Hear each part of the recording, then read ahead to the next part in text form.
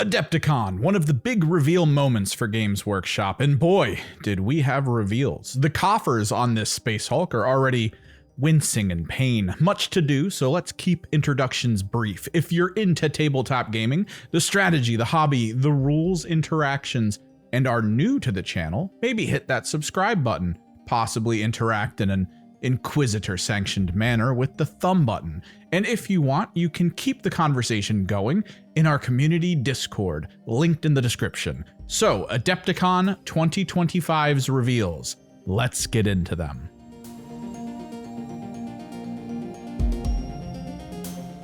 The show's approach was the usual hanging out in chairs, talking heads we've come to expect of these reveals in recent times, and the big opening focus was on Old World. The Beastmen Brayherd and the Wood Elves were shown off. I admit, Old World sort of exists on my distant outskirts of knowledge. Locally speaking, the initial release of the game saw many people unloading much of their net worth into procuring decent collections of some of the early teams, but weirdly, I never hear about anyone playing the game. The hobby sections of our community groups are devoid of models, the rules questions channels untarnished by odd Old World interactions. I do not know how Old World is doing. Interesting to see the Beastmen arrive here after being expunged from much of the Age of Sigmar section. I just wish I knew more about this realm of combat. Rank and flank seems to be very geared towards the pedantic player. Positioning and facing are key, but limited funds and storage space has kept me from diving in. Not to say the models here don't look impressive, and I do feel like Games Workshop is trying to push this game mode a bit. I just feel like the return of Warhammer Fantasy would have stirred up more interest in the local scene. I will say from the newer reveal, the Grand Cathay Battalion, there is some extraordinary theming and some solid crossover potential for other game modes, with some simple base swap outs. I don't know how tall this thing is, but it could make for a potential fun Wraith Knight. Maybe pop a big laser on its shoulder, just so cool. But then the show turned its sights towards what I imagine most of you are truly here for. Kill Team reveals! Or maybe I should say unalive team for the algorithm. AdMech versus Tyrannid though, we did it! We lived to see a bespoke Tyrannid team, although, I don't know.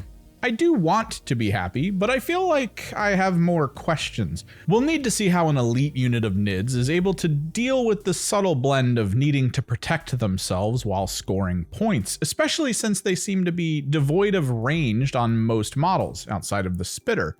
Certainly close range focused. Guessing speed is key, possibly even some version of uppy downy on skirmish scale. I was sort of hoping for a Shrike refresh, or maybe some adaptable team along the same lines as the Blades of Cain, but this could be good, and their counterpoint, the AdMech, looks like the kind of AdMech I enjoy.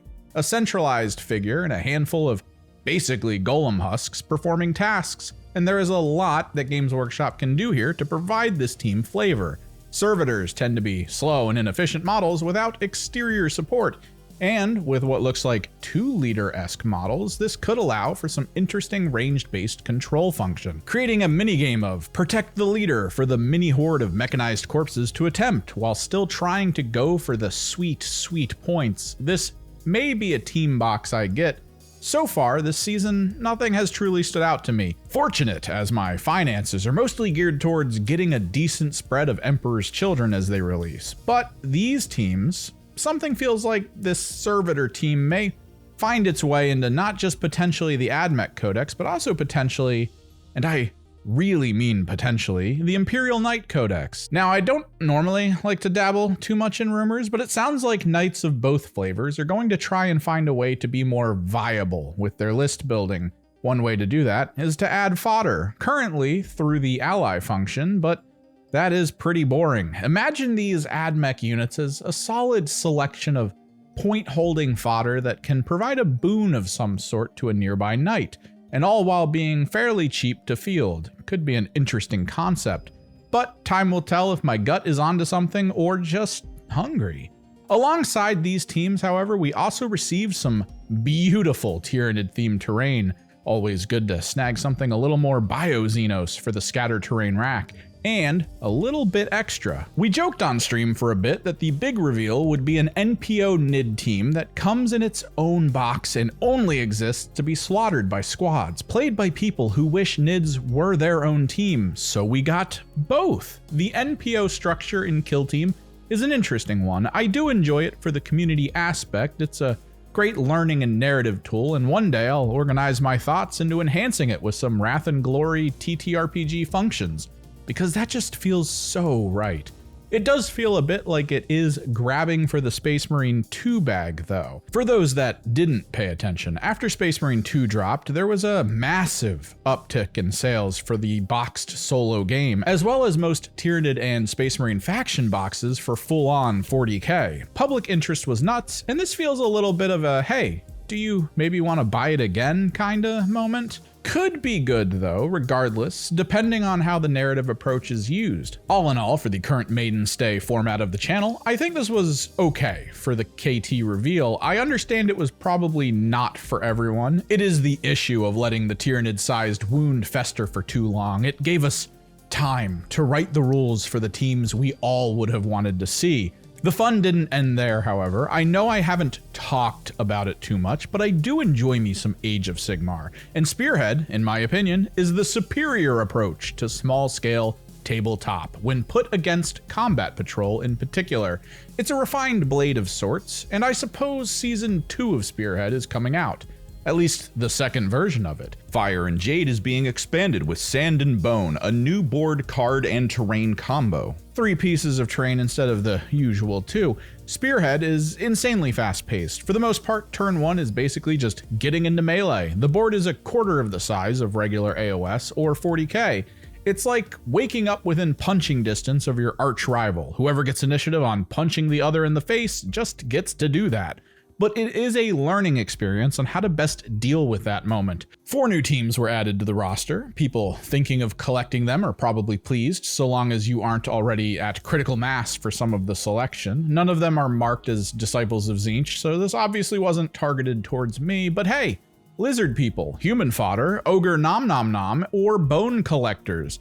You've got some interesting flavor coming your way. As well, new competitive season for Age of Sigmar. For me, this is kind of a similar thing to Old World. It's odd, actually. There was a big push with the new launch of AOS to get people in. In much the same way, many local to me bought in and went hard on army collecting.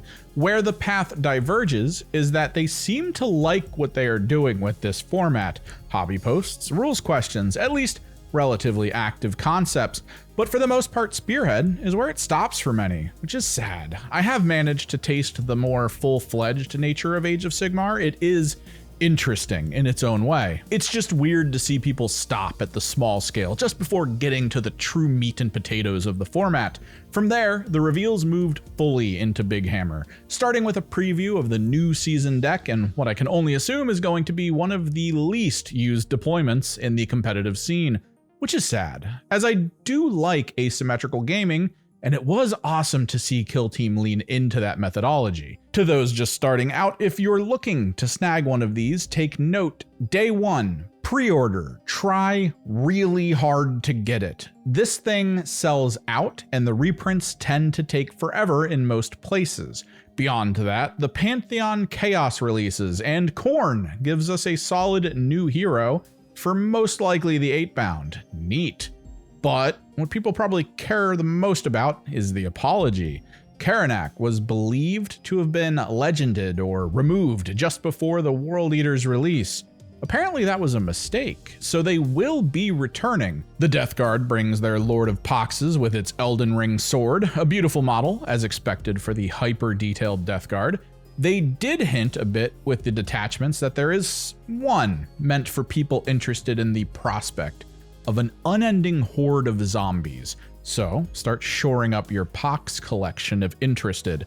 Then over to my Dusty Boys, a decent battle force to start with, but when it comes to the automaton bots, not super excited. Rules-wise, they sound like they'll be fairly useful, however, with the potential free Overwatch they can provide. But we all see it, right? These are just Bone Reapers with guns tacked on. As well, my hope for a vehicle-focused attachment was triggered with a bit of a hint for that. Maybe my Hellbrutes will be useful.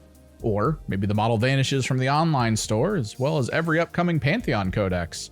They also showed off the special edition codexes. I kind of get it from a FOMO perspective, but I'll mostly be aiming for the general codex of just my Thousand Suns from this. The magnetic coin wasn't enough of a push for me to make a bad decision in this economic climate. Moving from Chaos, they went over to the Grey Knights. Man, it's interesting seeing how far these have come. I was around for their launch in Pewter back in the day. Fielding a single unit of these was basically like what Custodies are now. They still kept some elements of their hyper elite status. Don't know about the Dread Knight refresh though. Baby Bjorn Grey Knight aside, there are many local Grey Knight fanatics, both new and old. Hopefully this will be an enjoyable snag. And speaking of the old times, they also announced the new Narrative Crusade book, taking place on Armageddon. I was fortunate enough as a wee lad to take part in the third war for Armageddon back in the day. Normally I'm not given to nostalgia, but seeing that name come back around has hit me square in my blackened heart. I'm also not normally narrative driven, but some near here have dabbled in a crusade or two, and maybe among the group I find myself a part of, there could be hope for a bit of an escalation campaign. Not sure yet though. Still need to figure out these kill team battle reports first. And then, out of nowhere, Space Wolf refresh. A wooze in the comments from all you diehard Wolfen. I know there are at least a few of you out there. Sort of a range refresh here for some units at least. Some fun new stuff as well. All very Wolfy Viking. And as a Thousand Suns main, meh. It'll all look the same crushed under the feet of my ghost-driven golem armor. All is dust. But did anything stand out to you? I'm genuinely interested in the Court of Public Opinion's response to the Tyranid release. Like I kind of went into, not hyper ecstatic, but not disappointed. Certainly cautiously optimistic. And the more I look at the new Thousand Suns automatons, the more I'm thinking of strapping some missile racks and flamethrowers to actual Bone Reaper models and getting ahead of the game. Go ham in the comments in a hopefully civil way, and if you want to continue the conversation, check out the Discord link in the description below. As always, likes for the like god and subscribes for the subscribe throne. I am Kimmerix, and I'll see you in the next one.